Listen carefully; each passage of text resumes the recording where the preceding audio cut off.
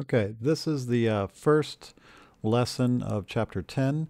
We'll be talking about World War II, and really let's start at the beginning, which is the end of World War I. And how can we possibly let the situation get out of hand after having such a devastating war in World War I, where so many people died and there was so much destruction?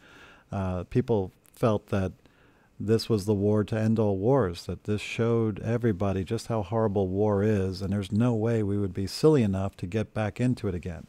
Well, guess what? We set the seeds for World War II in the Treaty of Versailles when the Allies gave a lot of conditions. They put a lot of conditions on Germany for them to stick to in order to keep the peace. What the German people did not understand or appreciate is that the Allies never set foot in Germany. So they never felt militarily defeated. And so when they get these harsh terms from the Allies, they don't quite understand why they're being punished so severely. Germany was a rising power in the late 1800s and early 1900s. And the British and the Germans did not, or the British and the French did not want to see the Germans rise again and cause them as many problems. Remember, Britain and France were strong colonial powers, and they had colonies all over the world, and they were getting rich off of them. And Germany was kind of jealous. They were late to the game, and they wanted to get in on it. And World War II was their big push in order to do that, and they failed. And now Britain and France wanted to make sure that Germany won't even try that again. So one of the big conditions for the Germans is to have war reparations. Reparations is where you have to pay somebody back for something that you did. So that Germany took the blame for World War I, and they had to accept that. And as far as accepting it, it's kind of like you break somebody's window, you got to pay for it, right? Well, Germany kind of broke France and Britain, so they got to pay for it. And so all of this money had to be paid over a number of years to the Allies for all the damage that the Germans had done during World War I. And it was a huge sum of money. There was no way, it would have taken them to the 1990s to pay that back, almost an entire century. So what Germany did was that they started printing money. And when you do that as a government, when you print money, you make the money worth less. And the reason why they printed this money is so they can pay back the Allies. You want money? Oh, we'll just make more money. And they started making all this money and sending it off, and it became worth less to a lot of people. And what that does is, and there's a perfect example here, it creates inflation. And inflation is our word for the day. It's an economic condition when money loses its value and prices keep rising.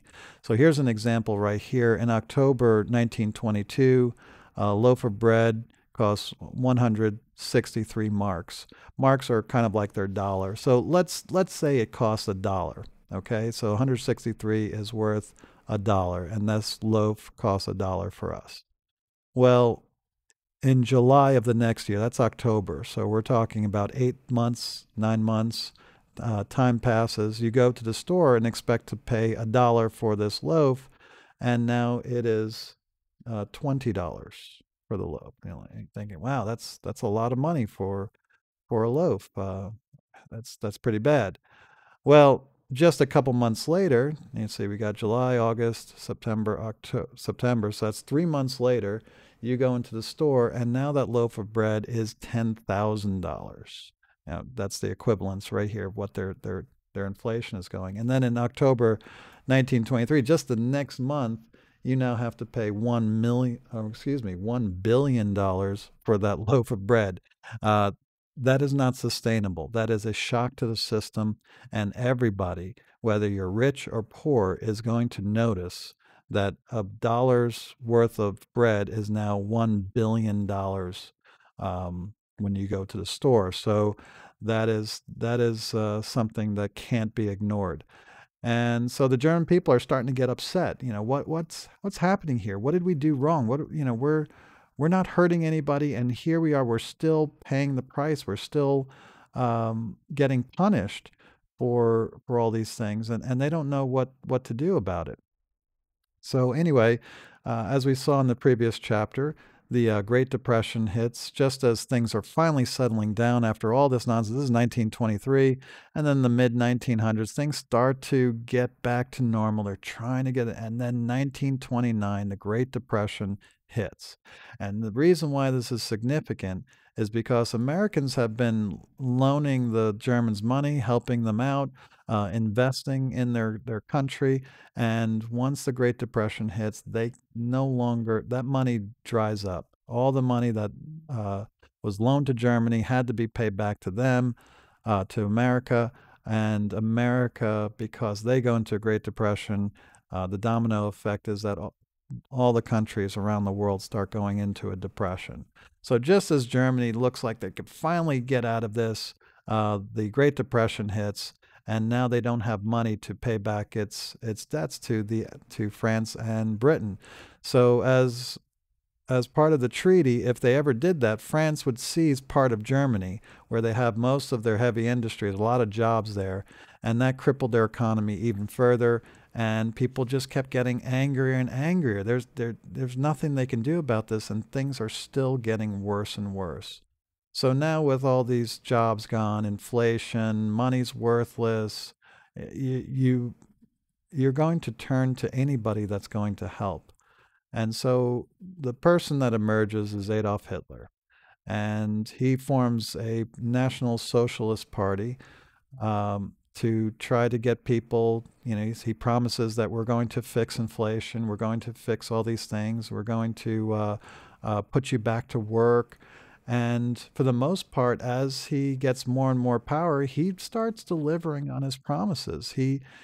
People start going back to work. It's a little bit of a bait and switch where he's basically going after rich people, Jewish people, people that have property and money, and basically giving it over to Aryan race people. We'll get into that more, but people that are ethnically German, and is able to get the German people a lot of the things that he talks about. He's also a very good speech maker. He's very good at delivering speeches. If you ever watch him talk, he's fairly inspiring, and a lot of people start really liking Hitler in Germany. That they now have jobs, their economy is stabilized, everybody's doing well, and doing all the things that they like to do, and things look like they're finally turning around, and it's all because of Hitler.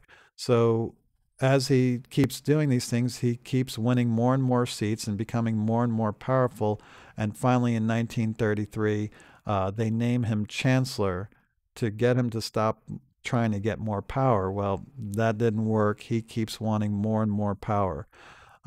He blames anybody that opposes him. And in fact, in order to get complete power, the government headquarters, the Reichstag, is burned to the ground. And Hitler blames the Jews, he blames the communists, so that he could start rounding them up and putting them in jail. And this is how he completely solidifies power in Germany. So once that happens, the stage is now set for World War II to start. Now that Hitler has complete control of Germany, a very powerful, a very industrious, a very scientific country. And that's why Germany can be, any country that has that kind of power is very dangerous. And now it is controlled by one man.